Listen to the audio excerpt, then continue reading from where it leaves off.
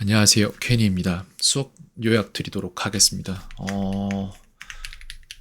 굉장히 많은 얘기를 했어요, 오늘. 아이와 함께 굉장히 많은 얘기를 했는데, 그 중에 이제 가장 중요한 것들은 이거였어요. 사실, 아이가 공부를 하는데 지식을 어떻게 소매치기 당하고 있는가에 대한 얘기였습니다. 인간의 뇌는 한 번에 한 가지 의식적인 행동만 할 수 있게 만들어졌어요. 딱 한 가지입니다. 근데 아이가 숙제하는 걸 보면은 그냥 숙제를 할 때 문제에만 집중하면 거기에 의식을 사용할 텐데 그게 아니라 숙제를 하면서 다음 답으로 빨리 넘어가고 싶은 충동적인 행동이 함께 동반돼요. 그래서 마우스 포인터가 정답 확인이라는 곳으로 이동을 하면서 숙제를 진행을 해요. 즉, 마우스 포인터를 거기에 정확히 위치시키기 위한 의식 사용을 하면서 문제를 풀 수 있다라고 마음이 착각을 하고 그렇게 실행을 하는데 결과적으로 문제를 보지도 않고 풀기 때문에 문제가 틀려요. 틀리면 두 가지 문제가 일어나요, 거기서부터. 하나는 카드를 틀렸기 때문에 틀렸다고 체크를 하는 순간에 이 카드를 더 자주 봐야 되게 되는 상황이 발생을 해요. 그렇기 때문에 학생은 장기적으로 시간을 점점 뺏깁니다. 또 다른 거는 틀렸다는 짜증이 나요, 학생이. 그럼 하기가 싫어져요, 점점 점점. 그래서 이게 지금 악순환의 고리를 형성하고 있습니다. 아마 다른 걸 공부할 때도 비슷한 현상이 일어날 거예요. 조심해야 됩니다. 이게 지금 제가 파악하는 것들이고, 그리고 오늘 숙제에서부터 이상하게 보여지던 부분들에 대해서 아이한테 물어봤더니 분명히 그런 증상들이 있더라고요. 본인도 인지를 했고, 거기에 대해서 함께 얘기도 나눠봤습니다. 이것은 무슨 행동이냐면은 제가 체육 선생님인데 50m 달리기 기록을 잰단 말이에요, 학생들의. 근데 어떤 학생이 시작부터 전력을 다해서 뛰어야 될 그거를 시작 시점부터 손목시계를 보고 왼손을 이렇게 들고 손목시계를 보고 왼손을 든 상태로 손목시계를 보면서 뛰어가고 있는 거예요. 퍼포먼스가 안 나오겠죠. 그걸 제가 말씀드리고 있는 거예요. 학생은 그렇게 숙제를 하고 있습니다. 본인도 알아요. 지금 뭐가 어떻게 됐는지. 그래서 이제 학생한테 이것저것 물어봤어요. 의식에 대한 것들에 대한 인지가 있는지 이런 것들을 다 물어봤고 학생은 지금 현재 인지가 끝났어요. 그래서 두 가지를 요청을 했습니다. 문제 보고 풀기 전까지 마우스 움직이지 말게 할 수 있나요? 라고 물어봤더니 네 하더라고요. 답 말한 후에 그게 정말 맞는 답일지 한 번만 더 생각하기. 할 수 있나요? 네 하고 대답했습니다. 그리고 또 다른 거 하나가 있죠. 지금 교과서를 외우는 거를 시켜요. 근데 이게 교과서를 되게 안타까운 게 뭐냐면 누군가는 10의 노력으로 100을 외울 수 있어요. 저 같은 경우에는 5만 노력해도 교과서 다 외워버릴 수 있거든요. 왜냐면 문장 자체가 너무 쉽기 때문에. 근데 학생은 영어 베이스가 없기 때문에 진짜 토시 그대로 외워야 되는 상황이 발생을 하기 때문에 100의 노력으로 10밖에 못 외워요. 근데도 문제는 이 학생은 열심히 해서 됐다고 착각하고 이 학생은 열심히 안 해서 노력이 부족했다고 착각하거든요. 그게 아니거든요. 근데 그 와중에 그나마 쉽게 해줄 수 있는 방법은 이 모든 것들을 암기에 넣어주는 거예요. 어차피 해야 된다면은 언젠가 해야 된다면 그냥 제가 일찍 해주는 게 나을 것 같아서 그거 사진 찍어서 보내라고 했습니다. 지금 교과서 외우는 거 관련된 거. 교과서를 제가 구할 수는 있는데 그거에 따른 다른 뭔가 학습지나 이런 걸 좀 쓰고 있는 것 같아서 차라리 그거 찍어서 보내주면 내가 그거 암기로 갈아줄 테니까 해달라고 했고 안 잊어버릴게요 라고 말을 했는데 아마 잊어버릴 것 같아요. 근데 학생한테 말해주지 마세요. 제가 알아서 기억하고 나중에 다시 요청할 거니까요. 봐야 돼요. 본인이 인지해야 돼요. 이걸 본인이 잊어먹는다는 걸. 뭐 안 잊어먹으면 잘 된 일이니까 상관없겠지만요. 기억할 것들이 많죠, 학생이. 그리고 그 모든 것들을 영어나 수학에서는 다 기억하고 있다가 기억한 것을 어, 제반 지식으로 사용해서 다음 지식을 올려놓고 그거를 응용하는 단계까지 가져가야 돼요. 그쵸?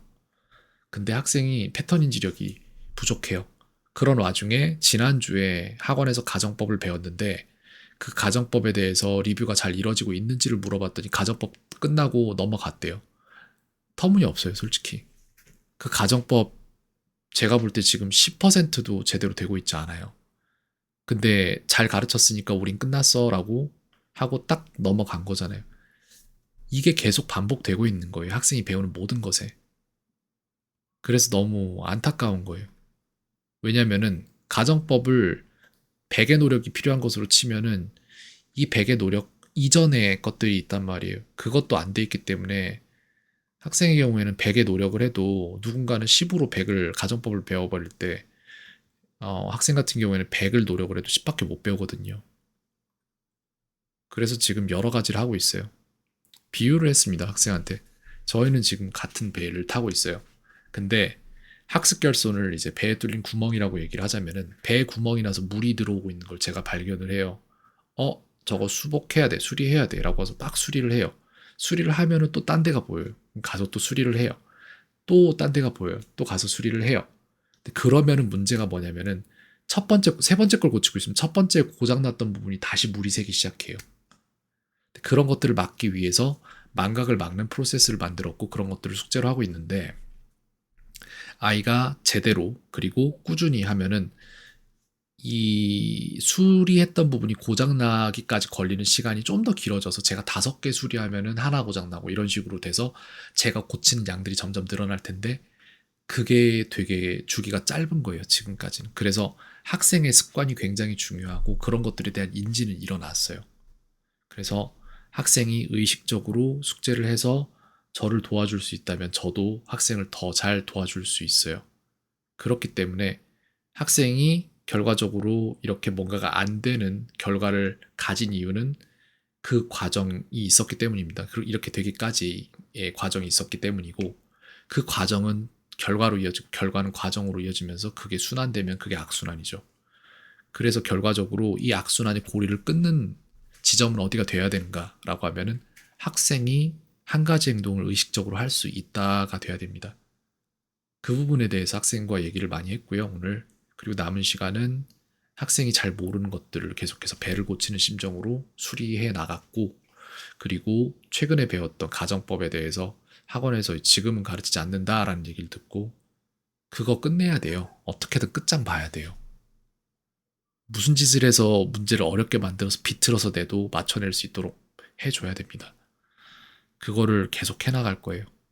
그리고 그거를 해나가는 뒷부분 과정이 있었지만 그 과정에 here과 there에 대한 사용법이 없더라고요, 학생이. 나 여기 있어요. 라면 I'm here 이렇게 말하면 되는데 그게 없었어요.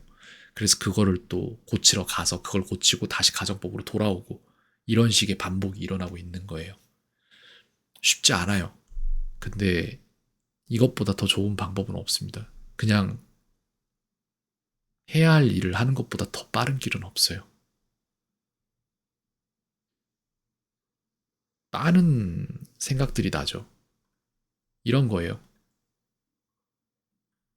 이걸 저는 이해를 하려고 노력을 굉장히 많이 하고 있고, 그리고 저는 이해를 실제로 합니다. 그래서 저는 학생이 노력을 안 했다고 생각하지 않아요. 100의 노력으로 10을 해내는 건데, 그걸 갖다 저희가 답답해서는 안 되거든요. 이 노력을 무시해서는 안 되거든요. 그렇기 때문에 100의 노력으로 20을 할 수 있게끔 만들고 30을 할 수 있게끔 만들고 이 능력치를 계속해서 키우는 와중에 있고 그 와중에 해야 될 것들을 계속해서 해주고 있어요. 여기까지 말씀드리겠습니다. 더 많은 생각들을 하고 또 실행 가능한 것들을 실행시키도록 하겠습니다. 일단 여기까지 하고 전 더 많은 생각들을 해봐야 될 것 같습니다.